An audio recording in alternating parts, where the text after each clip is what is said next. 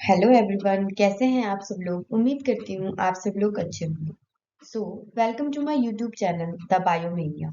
तो आज का वीडियो बहुत ही इंपॉर्टेंट होने वाला है। वीडियो में लास्ट तक बने रहिएगा। और जो मेरे चैनल पर नए हैं, please subscribe my channel and share this with your friends. So let's get started.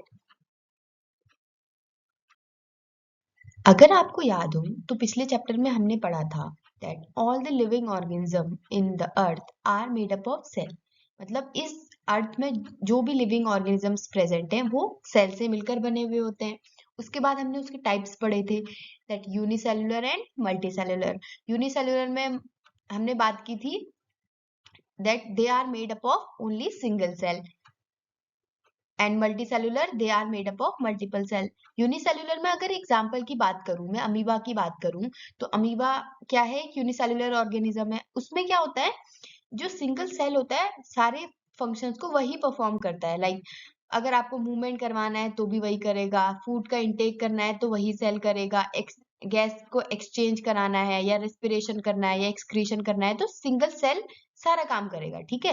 लेकिन मल्टी सेलुलर में ऐसा नहीं होता, यहाँ बहुत सारे सेल्स प्रेजेंट होते हैं। तो यहाँ पर क्या होता है कि कुछ ग्रुप ऑफ सेल्स अपना अपना काम कर रहे होते हैं, ये अलग अलग, ठीक है। लाइक इसमें क्या होता है, डिवीजन ऑफ लेबर प्रेजेंट होता है, मतलब शो करते हैं multicellular organism division of labour. Division of labour मतलब जैसे अगर कोई टास्क है, अगर मैं उसको number of different different peoples में डिवाइड कर दूं, मतलब सबको अपना अपना काम बता दूं, तो काम जो क्या हो जाएगा, एफिशिएंटली हो जाएगा। ऐसे ही मल्टी सेलुलर में क्या होता है, कुछ क्लस्टर ऑफ सेल्स अपना अपना काम कर रहे होते हैं। लाइक ये एक क्लस्टर ऑफ सेल हो गया, ये एक हो गया, ये एक हो गया, ओके। जैसे अगर मैं ह्यूमन बीइंग की बात करूं, मल्टी सेलुलर ऑर्गेनिजम्स में आते हैं, तो इसमें क्या होता है, मसल सेल्स का क्या काम होता है, हमारे बॉडी के मूवमेंट में बाय रिलैक्सिंग और कॉन्ट्रैक्टिंग इट। और उसके बाद जो ब्लड का क्या काम होता है, हमारी पूरी बॉडी में ऑक्सीजन को पहुंचाना, फूड को पहुंचाना, न्यूट्रिएंट्स को पहुंचाना, ओके। और बाकी नर्व सेल्स का क्या काम होता है, मैसेज को कैरी करना। अब इसी से हम बात करते हैं कि टिश्यू क्या होते हैं, ओके। टिश्यू की डेफिनेशन के बारे में जानते हैं। Tissues are the group of cells that are similar in structure and work together to achieve a particular function.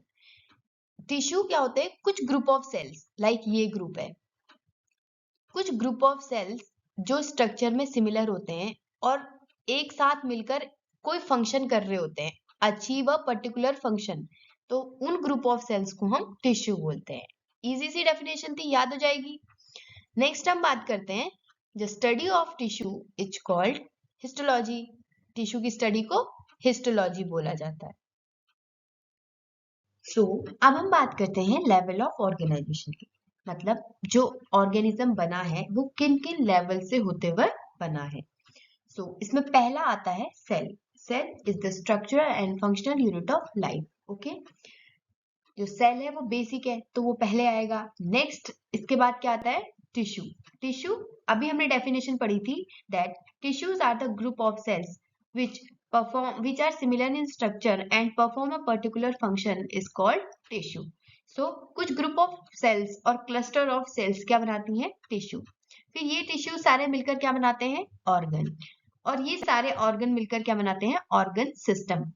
Organs क्या हो गए सारे, लाइक हार्ट हो गया, इंटेस्टाइन हो गया, लिवर, स्टमक। तो ये सारा मिलकर क्या बनाएगा, ऑर्गन सिस्टम। और ये जब पूरा ऑर्गन सिस्टम कंप्लीट हो जाता है तो क्या बनता है, एक ऑर्गेनिज्म।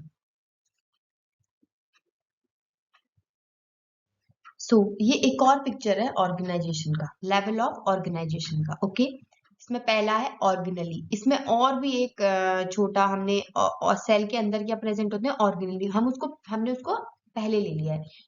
सारे ऑर्गेनली मिलकर क्या बनाते हैं, cell. Cell cluster of cell, कुछ ग्रुप ऑफ सेल्स मिलकर क्या बनाते हैं, टिश्यू। फिर टिश्यूज मिलकर क्या बनाते हैं, ऑर्गन। ऑर्गन मिलकर क्या बनाते हैं, ऑर्गन सिस्टम। और ऑर्गन सिस्टम से पूरा एक ऑर्गन सिस्टम जब कंप्लीट होता है तो क्या बनता है, ऑर्गेनिज्म। क्लियर। स्टूडेंट्स, अब हमने टिश्यू की डेफिनेशन तो पढ़ ली है, बट अब हम ये जानते हैं जो टिश्यूज होते हैं क्या वो प्लांट और एनिमल्स में सेम होते हैं। तो आंसर है नो। दोनों में सेम नहीं होते हैं। तो सेम नहीं है तो क्या होंगे, डिफरेंट होंगे। तो अगर डिफरेंट होंगे तो इसके बाद एक क्वेश्चन और अराइज होता है कि अगर डिफरेंट है तो ऐसे क्या डिफरेंसेस हैं जो प्लांट और एनिमल टिश्यू को अलग करते हैं, क्यों अलग है वो।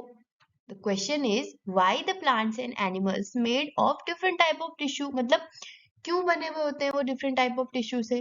सोचो सोचो, आया कुछ समझ। चलो मैं आपको बताती हूँ इस बारे में। सो जो पहला डिफरेंस है वो है कि जो प्लांट्स होते हैं वो ऑटोट्रॉप्स होते हैं और एनिमल्स हेटरोट्रॉप्स होते हैं। ऑटोट्रॉप्स मीन्स जो अपना खाना खुद बनाते हैं, और जो प्लांट्स होते हैं वो अपना खाना खुद किस प्रोसेस से बनाते हैं, फोटोसिंथेसिस की प्रोसेस से। कैसे, कार्बन डाइऑक्साइड और वाटर को लेकर in the presence of sunlight and chlorophyll.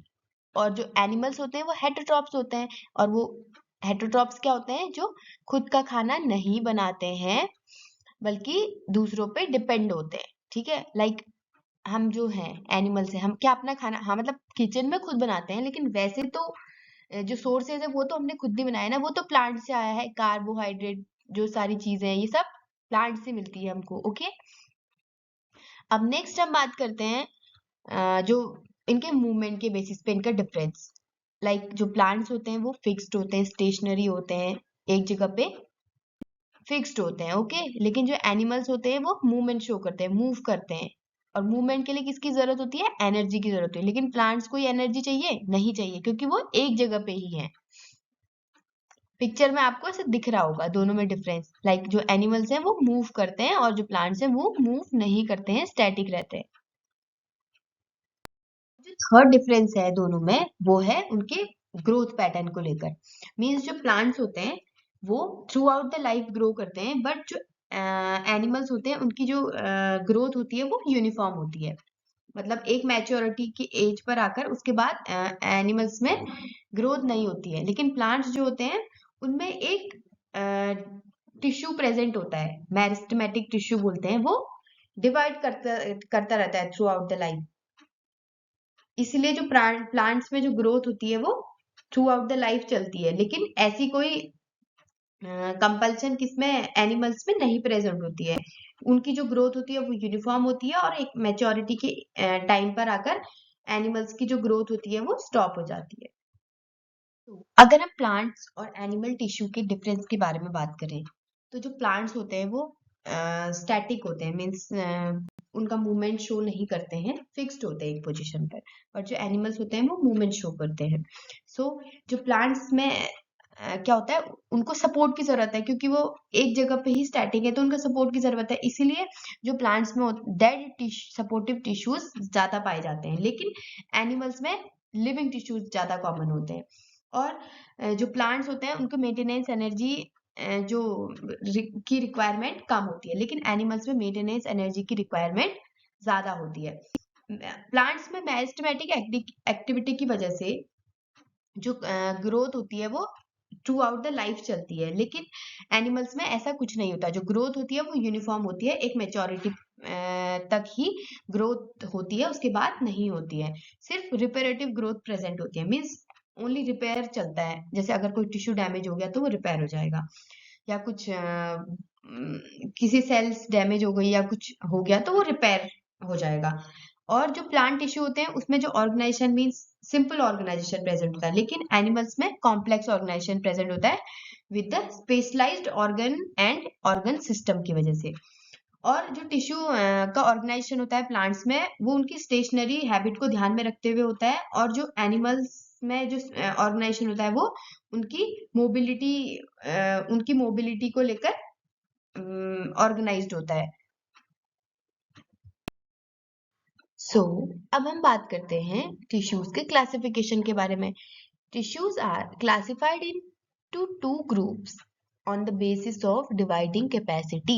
Okay, these two groups are meristematic tissue and permanent tissue. फिर उसके बाद meristematic tissue is further divided into three groups, that is apical meristem, lateral meristem and intercalary meristem. Then permanent tissues are divided into two groups, simple permanent tissue and complex permanent tissue. Then simple permanent tissues are further divided into three categories, that is parenchyma, sclerenchyma and collenchyma. And the complex permanent tissues are also divided into two groups, that are xylem and phloem. अब हम पहली category के बारे में पढ़ते हैं, that is meristematic tissue. Meristematic tissues को तीन ग्रुप्स में डिवाइड किया गया है on the basis of the region where they are present, कि वो कहाँ प्रेजेंट है उस पर डिपेंड होकर उसकी कैटेगरी की गई है। जैसे अब हम मेरिस्टेमेटिक टिश्यू के बारे में पढ़ते हैं। जो प्लांट होता है उसमें स्पेसिफिक जगहों में ग्रोथ होती है, ओके, कुछ स्पेसिफिक जगहों में ग्रोथ होती है, तो उन्हीं वहां पे क्या प्रेजेंट होते हैं, कुछ डिवाइडिंग टिश्यूज प्रेजेंट होते हैं, वही मेरिस्टेमेटिक टिश्यू है। अब मैं बताऊंगी कि वो स्पेसिफिक जगह कहाँ कहाँ है, ठीक है। अब देखिए, पहला है एपिकल मेरिस्टम। एपिकल मीन्स जो टॉप में प्रेजेंट होगा, ठीक है। तो यहाँ पे ये एपिकल मेरिस्टम है। It is present at the growing tips of the stem and root and increases the length of the stem and root. अगर ये यहाँ पर प्रेजेंट है तो ये क्या करेगा, लेंथ को बढ़ा रहा होगा। और ये एपिकल मेरिस्टम एक तो शूट में प्रेजेंट होता है, स्टेम में प्रेजेंट होता है, उसे शूट एपिकल मेरिस्टम बोलते हैं। और एक ऐसा ही एपिकल मेरिस्टम रूट टिप्स में भी प्रेजेंट होता है, जो रूट की टिप होती है ना वहां पर भी प्रेजेंट होता है, और उसे बोलते हैं रूट एपिकल मेरिस्टम, ओके। अब हम इस नेक्स्ट बात करते हैं लेटरल मेरिस्टम के बारे में। लेटरल मीन्स जो यहां पर प्रेजेंट है, देखिए लेटरल साइड्स में, the girth of the stem और root increases due to the lateral meristem. और जो देखो हाइट तो किससे बढ़ रही थी, एपिकल मेरिस्टम से, लेकिन जो इसकी डायामीटर है, गिर्थ है, मतलब ये चौड़ा कितना हो रहा है, ये जो किसकी वजह से बढ़ रही है, लेटरल मेरिस्टम की वजह से, ओके। अब नेक्स्ट हम बात करते हैं इंटरकैलरी मेरिस्टम के बारे में। It is seen in some plants and located near the nodes. Node क्या होती हैं, जहां से बर्ड, लीव्स या कोई फ्रूट निकलता है, ठीक है। जैसे यहाँ मान लो कि यहाँ से लीफ निकल रही है, तो ये पोर्शन क्या हो जाएगा, नोड, ठीक है। यहाँ पे जो प्रेजेंट होता है बेस पे, दैट इज इंटरकैलरी मेरिस्टम। सो ये एक पिक्चर है जिसमें आपको तीनों टाइप के मेरिस्टेमेटिक टिश्यूज की पोजीशन दिखाई गई है, ठीक है। अब देखिए, ये देखिए एपिकल मेरिस्टम लिखा हुआ है, टॉप पे प्रेजेंट है। और टॉप में क्या है, ये स्टेम के टॉप में प्रेजेंट है, that is shoot apical meristem. और ऐसा ही एपिकल मेरिस्टम एक रूट टिप्स में भी प्रेजेंट होता है, तो रूट एपिकल मेरिस्टम। और ये जो यहाँ पे प्रेजेंट होगा, इसका ही देखिए एक क्रॉस सेक्शन पार्ट ले लिया गया, ये तो ये क्या हो गया, लेटरल मेरिस्टम, जो डायामीटर या गिर्थ को बढ़ाता है। और एक थर्ड और लास्ट वन कौन सा हो जाएगा, इंटरकैलरी मेरिस्टम, जो नोड्स में प्रेजेंट होता है। देखो यहाँ से लीव अराइज हो रही है ना, तो ये नोड हो जाएगा। एक नोड यहाँ है, यहाँ भी है नोड, यहाँ भी है नोड। तो जो नोड्स में प्रेजेंट होते हैं वो क्या होता है, इंटरकैलरी मेरिस्टम। तो अब बात करते हैं मेरिस्टेमेटिक टिश्यू के कैरेक्टरिस्टिक्स के बारे में। तो पहला जो कैरेक्टरिस्टिक है वो है cells of the meristematic tissue are very active. ये बहुत एक्टिव होते हैं, मतलब जब एक्टिव होंगे तभी तो फटाफट फटाफट डिवाइड करेंगे, ग्रोथ करवाएंगे, इसीलिए तो एक्टिव है, ओके। तो मेरिस्टेमेटिक टिश्यू का क्या काम है, डिवाइड करना, बहुत सारा डिवीजन करके सेल प्लांट को ग्रोथ देते हैं, ठीक है। अब दूसरा क्या है, दे हैव डेंस साइटोप्लाज्म। अब देखिए ये पिक्चर है, दिखाई दे रही है पिक्चर, मेरिस्टेमेटिक टिश्यू की पिक्चर है। इसमें साइटोप्लाज्म जो डेंस होता है, और cellulose walls and prominent nucleus. Cell wall होती है किसकी बनी हुई होती है, जो बाहर सेल वॉल प्रेजेंट होती है प्लांट्स में, मैंने आपको पिछले वाले लेक्चर में बताया है सेल्यूलोज की बनी होती है। तो जो इसमें सेल वॉल होती है वो क्या होती है, थिन होती है, दिखाई दे रही होगी, thin cell wall and very prominent, बहुत शार्प न्यूक्लियस दिख रहा है, देखो आपको बिल्कुल साफ दिख रहा है। दे लैक वैक्यूल्स, और इसमें वैक्यूल्स नहीं होते हैं। अब एक क्वेश्चन और आता है कि इसमें वैक्यूल्स क्यों नहीं होते हैं। अगर आपको आपको अच्छे से पिछला चैप्टर याद होगा, चैप्टर 5 याद होगा, तो आपको पता होगा इसका आंसर, ठीक है। अगर नहीं पता है तो मैं आपको दोबारा से बता देती हूँ। जो वैक्यूल्स होते हैं, वैक्यूल्स आर स्टोरेज ऑर्गन्स, वो क्या करते हैं, स्टोर करने का काम करते हैं। लेकिन जो मेरिस्टेमेटिक टिश्यू के जो सेल्स होते हैं वो क्या करते हैं, उनका काम है सिर्फ डिवाइड करना, उनको जरूरत नहीं है वो कि वो कुछ स्टोर करें, ठीक है, उनका काम है डिवाइड करना, तो इनको वैक्यूल्स की जरूरत नहीं है, इसलिए इनके पास वैक्यूल्स नहीं होते हैं। अब हम बात करेंगे परमानेंट टिश्यू के बारे में। परमानेंट टिश्यू कौन से होते हैं परमानेंट, जो मेरिस्टेमेटिक टिश्यू के जो सेल्स जो डिवाइड करके बने हुए होते हैं, वो सेल्स जब अपनी डिवीजन की कैपेबिलिटी को लूज कर देते हैं और कोई स्पेसिफिक फंक्शन को गेन कर लेते हैं। अगर मैं आपको डिटेल में बताऊं, मतलब अगर जो मेरिस्टेमेटिक सेल टिश्यू के जो सेल्स है, अगर वो अपने डिवीजन कैपेसिटी को लूज कर दे, मतलब एक फंक्शन, एक काम अपना पकड़ ले कि हमें ये करना है, तो तब वो क्या बन जाएंगे, परमानेंट टिश्यू, क्योंकि उन्होंने परमानेंटली अपना एक फंक्शन सेट कर लिया है कि हाँ हमें ये काम करना है। ओके, और ये परमानेंट शेप साइज जब वो गेन कर लेते हैं, फंक्शन गेन कर लेते हैं, तो उस को क्या बोलते हैं, differentiation. Process of taking a permanent shape, size and function is called differentiation. And the differentiation leads to the development of various types of permanent tissues. और जो परमानेंट टिश्यू हैं उनको दो कैटेगरी में डिवाइड कर दिया गया है, simple permanent tissue and complex permanent tissue. Simple को फिर से डिवाइड कर दिया गया है parenchyma, sclerenchyma and collenchyma, and complex को फिर से डिवाइड कर दिया गया है जाइलम एंड फ्लोएम। अब हम बात करते हैं सिंपल परमानेंट टिश्यू के बारे में।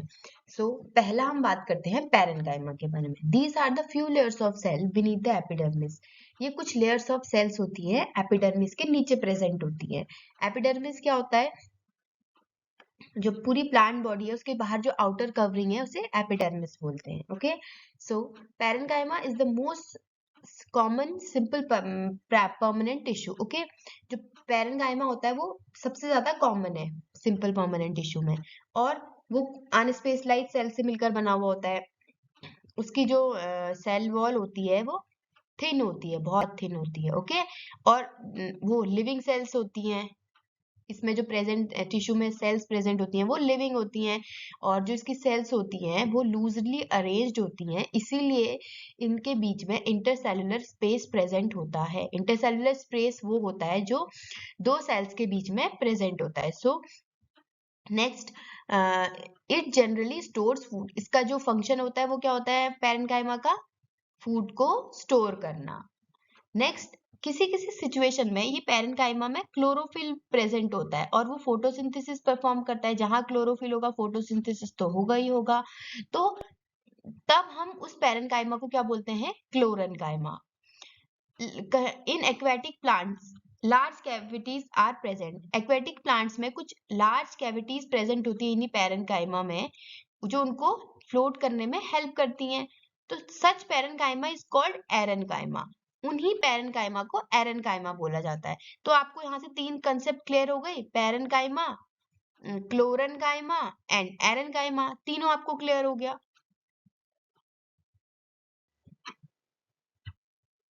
अब हम बात करते हैं next simple permanent tissue, that is collenchyma.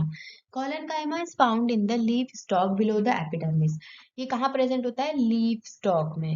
ये दिखाई दे रहा है आपको, ये जो यहाँ से लेकर यहाँ तक ये लीफ स्टॉक है। नेक्स्ट हम बात करते हैं the flexibility in plant is due to collenchyma. जो प्लांट्स में फ्लेक्सिबिलिटी होती है वो किस वजह से होती है, कोलेन्काइमा की वजह से। ये क्या करता है, जो क्लाइंबर्स होते हैं, लाइक ये देखिए, क्लाइंबर्स की स्टेम है और ये टेंड्रिल्स हैं। ये जो राउंड राउंड होते हैं इन्हें टेंड्रिल्स बोलते हैं, ठीक है। इनको फ्लेक्सिबिलिटी प्रोवाइड करना, इनको बेंडिंग प्रोवाइड करना विदाउट ब्रेकिंग, ये सब कौन प्रोवाइड करता है? कॉलेनकाइमा, ठीक है। It allows bending of various parts of plant like tendrils and stem of climber without breaking. Next हम बात करते हैं it provides mechanical support. ये क्या करता है? मैकेनिकल सपोर्ट प्रोवाइड करता है प्लांट को। Next, the cells of this tissue are living, elongated and irregularly thickened at the corners.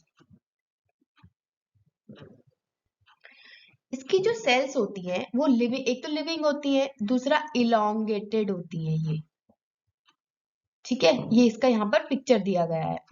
Next, और जो इसकी जो कॉर्नर्स होते हैं ना, ये देखिए इसे इरेगुलरली थिकन्ड, मतलब कि मोटे होते हैं। इरेगुलरली मतलब कोई रेगुलर पैटर्न नहीं है।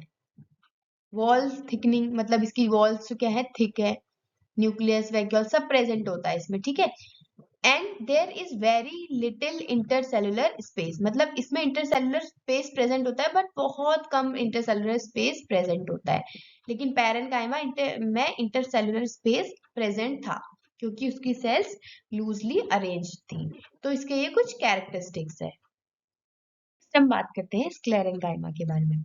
It makes the plant hard and stiff. Example, husk of coconut, जो कोकोनट के बाहर जो कवर होता है उसका वो हार्ड होता है, नारियल के बाहर, तो वो एक एग्जाम्पल है, ठीक है। वो स्क्लेरेन्काइमा टिश्यू से बना हुआ होता है। Cells of this tissues are, इसकी सेल्स क्या होती हैं? डेड होती हैं। They are long narrow as the walls are thicken due to lignin. इसकी जो सेल्स होती है लॉन्ग होती हैं, नैरो होती हैं, और जो उसकी वॉल्स होती हैं वो लिग्निन से मतलब थिकन होती हैं, और उसमें क्या होता है? लिग्निन प्रेजेंट होता है। और वॉल्स क्योंकि थिक है, सो जो इंटरनल स्पेस होता है सेल्स में वो नहीं पाया जाता है। There is no internal space inside the cell, के अंदर इंटरनल स्पेस नहीं प्रेजेंट होता है। These tissues are present in stem, around the vascular bundles, in the veins of leaves and in the hard covering of seeds and nuts. Stems में present होते हैं, vascular bundles में present होते हैं, veins में present होते हैं, और जो सीड होती है उसके बाहर जो आउटर हार्ड कवरिंग होती है वहां पर प्रेजेंट होता है ये। It provide strength to the plant parts, और ये प्लांट जो प्लांट को स्ट्रेंथ प्रोवाइड करने का काम करता है।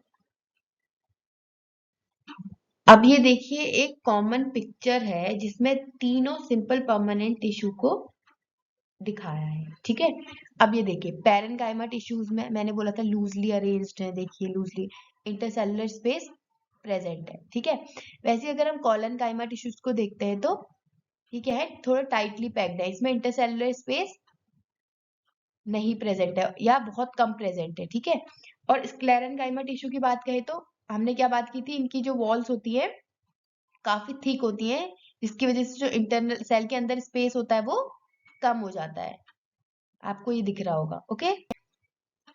तो अब हम एक जनरल अगर ओवरव्यू कंसेप्ट चेक कर रहे हैं अपना कि हमने क्या पढ़ा, तो अगर हम पैरेन्काइमा टिश्यू के बारे में याद करें तो हमने क्या पढ़ा? इनकी जो सेल्स होती हैं वो लिविंग होती है, कॉलनकाइमा की भी सेल्स लिविंग होती है, लेकिन स्क्लेरेन्काइमा की सेल जो होती है वो डेड सेल्स होती है। तो अगर क्वेश्चन आएगा तो आप क्या बोलेंगे? स्क्लेरेन्काइमा की जो टिश्यू की जो सेल्स होती है वो डेड होती हैं, ओके। और इंटरसेलुलर स्पेस किस में प्रेजेंट होता है? पैरेन्काइमा में। कॉलनकाइमा क्या करता है? बेंडिंग में हेल्प करता है, फ्लेक्सिबिलिटी में हेल्प करता है। स्क्लेरेन्काइमा क्या करता है? स्ट्रेंथ प्रोवाइड करता है। पैरेन्काइमा का क्या काम होता है? फूड को स्टोर करने का काम होता है, ओके। ऐसे पैरेन्काइमा जिसमें क्लोरोफिल प्रेजेंट होता है उन्हें क्या बोलते हैं? क्लोरेन्काइमा। और ऐसे एक्वेटिक प्लांट्स में जहां लार्ज एयर कैविटीज प्रेजेंट होती है पैरेन्काइमा में, उन्हें क्या बोलते हैं? एरेन्काइमा, ओके। तो ये कुछ हमने प्रॉपर्टीज की बात कर ली है तीनों के। एक एक मतलब एक ओवरव्यू टाइप हमने बात कर ली है इसके बारे में, ठीक है। अब हम बात करते हैं एपिडर्मिस के बारे में। It is the outermost layer of the cells which is present in the entire body of the plant. मतलब ये एक लेयर, आउटरमोस्ट लेयर है सेल्स की बनी हुई जो पूरी प्लांट बॉडी में प्रेजेंट है। It protects all the parts of the plant.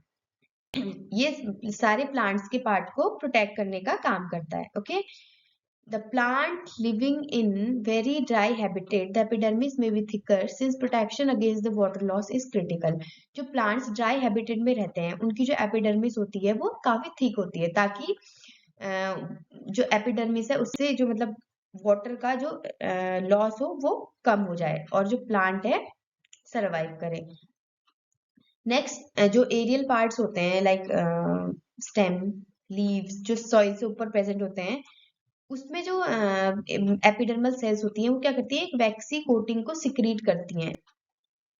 Vaccine water resistant layer को सिक्रीट करती है ऑन द आउटर सरफेस। सो इससे क्या होगा, it protect against the water loss, mechanical injury and invasion of parasite, parasitic fungi.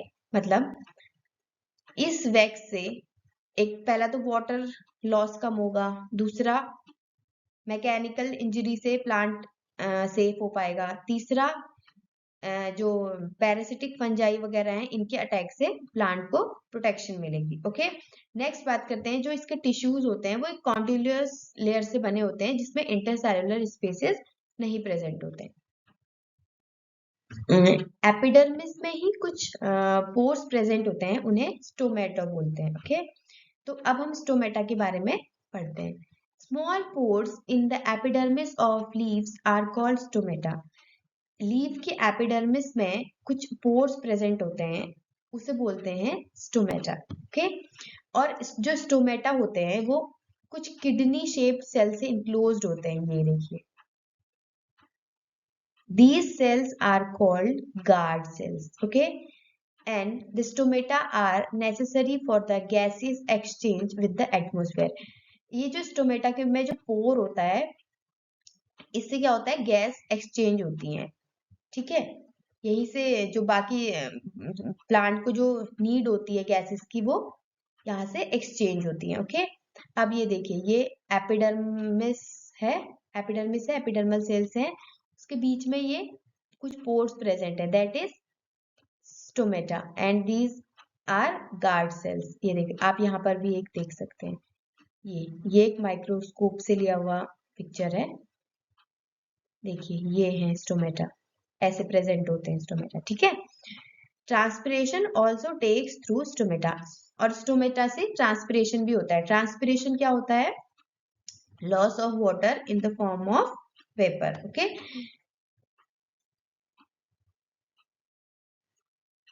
अब ये देखिए, ये पिक्चर है एक रूट का, ठीक है।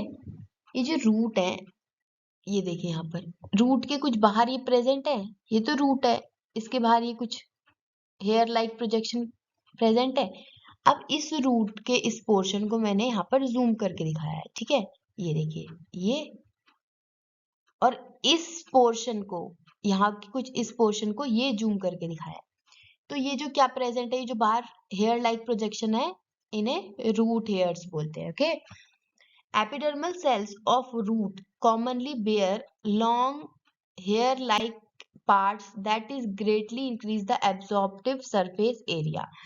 देखिए, रूट का क्या काम होता है, रूट का काम होता है वाटर को एब्जॉर्ब करना। तो जो रूट होती है उसमें ये हेयर लाइक प्रोजेक्शन, मतलब रूट हेयर्स प्रेजेंट होते हैं। तो ये क्या करते हैं, सरफेस एरिया को बना देते हैं ताकि वाटर का एब्जॉर्प्शन जो हो वो ज्यादा हो। ओके, अब देखिए, in some plants like desert plants, epidermis has a thick waxy coating of cutin chemical substance with waterproof quality on its outer surface. वही बात जो मैंने अभी बताया कि जो डेजर्ट प्लांट्स होते हैं, जो ड्राई हैबिटेट में रहते हैं, वो एक क्या करते हैं, एक थिक वैक्सी कोटिन को सिक्रीट करते हैं, दैट इज क्यूटिन। वो एक केमिकल सब्सटेंस है जो वाटरप्रूफ क्वालिटी का होता है। मींस वाटरप्रूफ क्वालिटी है मतलब वाटर का लॉस होने से बचाता है। ठीक है। तो डेजर्ट प्लांट्स में एक वैक्सी कोटिंग क्यूटिन प्रेजेंट होता है एपिडर्मिस में। क्यूटिन की लेयर प्रेजेंट होती है जो क्या करती है, वाटर लॉस से बचाती है डेजर्ट प्लांट्स को। ओके, सो एक क्वेश्चन आता है that is the outer layer of branch of tree different from the outer layer of young stem. कि किसी भी जो बड़ा ट्री है उसके ब्रांच से एक यंग और न्यू स्टेम जो होगा वो डिफरेंट होगा। हाँ होगा, क्यों नहीं होगा, डिफरेंट होगा। ठीक है, तो कैसे होगा देखते हैं। As the plant growth older the outer protective tissue undergo certain changes. जैसे जैसे प्लांट ओल्ड होता रहता है तो जो आउटर प्रोटेक्टिव टिश्यू है उसमें कुछ चेंजेस होते रहते हैं। A strip of secondary meristem located in the cortex form layers of cells which constitute the cork. जो सेकेंडरी मेरिस्टम होता है कॉर्टेक्स में प्रेजेंट होता है वो क्या करता है, कुछ लेयर्स फॉर्म करता है जो कॉर्क बनाते हैं। कॉर्क मैंने आपको कहाँ बताया था, जब रॉबर्ट हुक ने सेल्स की डिस्कवरी की थी तो उन्होंने किस में देखा था सेल्स को, कॉर्क। याद है आपको, कॉर्क में देखा था, honeycomb like structure. So which constitute the cork. तो ये जो सेकेंडरी मेरिस्टम है ये क्या करता है, कुछ लेयर्स ऑफ कॉर्क मतलब सेल्स बनाता है जो कॉर्क बनाती हैं। और the cells of cork are dead, और ये जो कॉर्क की सेल्स होती हैं वो डेड होती हैं and compactly arranged without internal spaces. इसमें क्या होता है, इंटरनल स्पेस नहीं प्रेजेंट होता है और कॉम्पैक्टली सॉरी इंटरसेलुलर स्पेस नहीं प्रेजेंट होता है, दो सेल्स के बीच में स्पेस नहीं प्रेजेंट होता है, कॉम्पैक्टली अरेंज्ड होती है। And they also have a substance called suberin in their walls that make them impervious to gases and water. और इनकी जो सेल्स मतलब जो इनकी सेल वॉल्स होती है उसमें सुबेरिन प्रेजेंट होता है जो क्या करता है, ना इनके अंदर गैस आने देता है ना वाटर का आने देता है, मतलब इम्परविशियस हो जाते हैं, मतलब नो एंट्री गैस और वाटर की। ठीक है, तो अगर गैसेस और वाटर की एंट्री ही नहीं हो रही है सेल में तो वो डेड ही होगा क्योंकि उसका सेल बाकी फंक्शंस कर नहीं पाएगा। ओके, सो जो ट्रीज होती हैं उनमें कॉर्क सेल्स बाद में वो कन्वर्ट हो जाती हैं और वो डेड सेल्स होती है। सो अब हम बात करते हैं कॉम्प्लेक्स परमानेंट टिश्यूज के बारे में। ठीक है, they are made up of more than one type of cell. ये एक से ज्यादा टाइप्स ऑफ सेल से मिलकर बने हुए होते हैं और ये जो सेल्स होती हैं ये आपस में कोऑर्डिनेट करके कॉमन फंक्शन को परफॉर्म करती हैं। एग्जाम्पल में है xylem and phloem, xylem and phloem. और जाइलम एंड फ्लोएम को हम कंडक्टिंग टिश्यूज भी बोलते हैं। ठीक है, because they conduct food and water transport in the plant body. ठीक है, ये वाटर और फूड का ट्रांसपोर्ट करवाते हैं प्लांट बॉडी में। और इसी फीचर की वजह से जो कॉम्प्लेक्स प्लांट्स हैं उनका सर्वाइवल पॉसिबल हो पाया है टेरेस्ट्रियल एनवायरनमेंट में। ठीक है, ये एक बहुत डिफरेंट फीचर है कॉम्प्लेक्स प्लांट्स में। सो अब हम पढ़ते हैं जाइलम के बारे में। Xylem consist of tracheids, vessels, xylem parenchyma and xylem fibre. ये किस किस का मिलकर बना हुआ होता है, tracheids, vessels, xylem parenchyma and types है, मतलब ये इसके टाइप्स है। और जो जाइलम होता है वो क्या, वाटर और मिनरल्स को कंडक्ट करने का काम करता है। ठीक है, tracheids and vessels have thick wall and many are dead cell when mature. ठीक है, ये जो ट्रैकिड्स है यहाँ पर पिक्चर दिया है, जो ट्रैकिड्स हैं इनकी वॉल्स क्या होती हैं, थिक होती हैं और ये ट्रैकिड्स और वेसल क्या होते हैं, डेड। और मेन कंडक्टिंग का काम यही दोनों करते हैं। Tracheids and vessel are tubular structures. Tubular structure मतलब ट्यूब लाइक स्ट्रक्चर, इनके अंदर से कंडक्ट हो सकता है। ठीक है, ट्यूब लाइक स्ट्रक्चर्स हैं। This allow them to transport water and minerals vertically, जिसकी वजह से इसमें वर्टिकली ट्रांसपोर्ट हो सकता है वाटर और मिनरल्स का। और जो जाइलम पैरेन्काइमा का क्या काम होता है, फूड स्टोरेज का, stores food. And xylem fibre has function in support, it has supportive function. Okay, तो एक ये पिक्चर है, इसमें जो जाइलम है उससे कैसे, देखिए वाटर एंड मिनरल ट्रांसपोर्ट, ये ब्लू वाली लाइन देखिए, देखिए। और जो वाटर और मिनरल का जो ट्रांसपोर्ट होगा वो हमेशा रूट से होगा, ठीक है, रूट से होगा, क्योंकि वाटर का एब्जॉर्प्शन कहाँ से होता है, रूट से। जो प्लांट वाटर लेता है वो कहाँ से लेता है, रूट से। सो जाइलम का जो ट्रांसफर होगा वो यूनिडायरेक्शनल होगा, मतलब सिर्फ एक तरफ होगा, नीचे रूट से ऊपर की तरफ होगा, जहां जहां उसको जाना है, ठीक है। ये ब्लू वाली लाइन देखिए, ये वाटर का ट्रांसपोर्ट हो रहा है थ्रू द जाइलम। नेक्स्ट बात करते हैं फ्लोएम के बारे में। Phloem are made up of 5 types of cells that are sieve cells, sieve tubes, companion cells, phloem fibre and phloem parenchyma, ठीक है। जो sieve tubes are tubular cells with perforated walls. Phloem transport food from leaves to other parts of the plant, ठीक है। तो अभी मैंने बताया जो जाइलम है उसका क्या काम है, क्या करना, वाटर और मिनरल्स को ट्रांसपोर्ट करना। लेकिन जो फ्लोएम है उसका काम क्या काम है, फूड को ट्रांसपोर्ट करना। कहाँ से कहाँ, लीव्स। मेन जो सोर्स होता है फूड बनने का वो होता है लीव्स, क्योंकि वहां पे क्लोरोफिल प्रेजेंट होता है और उस वहां पे सॉरी क्लोरोप्लास्ट प्रेजेंट होता है, जहां पर क्या होता है, फूड का सिंथेसिस होता है लीव्स में, मेनली मेसोफिल सेल्स में, ओके। तो वहां से जो फूड का ट्रांसफर होता है वो होता है बाकी बॉडी पार्ट में जहां फूड की नीड हो। एंड जो सीव ट्यूब्स होती है ट्यूबुलर सेल्स होती हैं विद परफोरेटेड वॉल्स। ये देखिए, ये पिक्चर में दिख रहा होगा, ये सीव प्लेट्स हैं, ये सीव ट्यूब्स हैं, ये आपको दिख रहा है, ये tubular type structure sieve tubes. ये बाहर जो इस है ये क्या है, फ्लोएम पैरेन्काइमा, और जो अंदर उसके सेल्स हैं these are companion cells. Except phloem fibre other phloem cells are living, मतलब सिर्फ फ्लोएम फाइबर डेड है, बाकी जो फ्लोएम सेल्स हैं like sieve cells, sieve tubes, companion cells and phloem parenchyma, these are living cells. अब इस picture में देखिए, वाटर का तो हमने कंडक्शन देख लिया, अब हम देखते हैं फूड का कंडक्शन कैसे हो रहा है। देखो, ये लीव्स में खाना बना, फोटोसिंथेसिस प्रोडक्ट, ठीक है। और जो ऑरेंज वाली लाइन देखिए, ये यहाँ भी जाएगा और ऊपर की तरफ भी जाएगा। तो जो फूड का जो कंडक्शन होता है, मतलब ट्रांसपोर्ट होता है, वो क्या होता है, बाई डायरेक्शनल, मतलब ऊपर भी जाएगा और नीचे भी जाएगा। रूट की तरफ भी नीड होगी, वहां जाएगा, और अगर एरियल ऊपर की तरफ नीड होगी, ठीक है, वहां जाएगा। तो जो फ्लोएम का जो ट्रांसपोर्ट होता है वो बाई डायरेक्शनल, और जो जाइलम का ट्रांसपोर्ट होता है वो यूनिडायरेक्शनल, याद रखिएगा। ये एक और पिक्चर है, ये थोड़ा थोड़ा और इसमें मतलब मॉलिक्यूल्स दे दिए गए हैं। वाटर देखिए, वाटर, ये देखिए ब्लू ब्लू वाला, देखिए वाटर जा रहा है और फिर यहाँ से इवेपोरेट हो रहा है। वो आपको पता होगा, एरियल पार्ट से इवेपोरेट हो जाता है, ट्रांसपीरेशन हो जाता है, किसके थ्रू, स्टोमेटा के थ्रू। देखिए मिनरल्स भी जा रहे हैं वाटर के साथ ही। और यहाँ से क्या बन रहा है, sugar. Sugar means photosynthetic product, food बन रहा है, जो शुगर बनता है ना, ग्लूकोज। सो यहाँ से सुक्रोज की फॉर्म में आता है, ठीक है। शुगर है वो किस फॉर्म में आएगा, सुक्रोज की फॉर्म में ट्रांसफर होगा। तो देखिए ये ट्रांसफर हो रहा है, कहाँ की तरफ जा रहा है, रूट की तरफ, ओके। पढ़ाई वढ़ाई हो गई।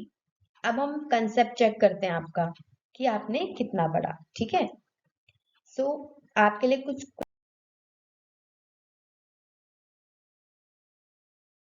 ये एक प्रैक्टिस क्वेश्चन है, प्लीज कमेंट में बताइएगा 1 2 3 4, इनकी नेमिंग करनी है आपको। ये फ्लोएम है, देखते हैं किसका पहला कमेंट आता है, ओके। ये एक और प्रैक्टिस क्वेश्चन है आपके लिए, सो प्लीज 1 2 3 4 इसका आंसर दीजिए कमेंट बॉक्स में जिसको आता है, ओके। और वीडियो अगर पसंद आया हो तो please like share and subscribe my channel, and thank you so much.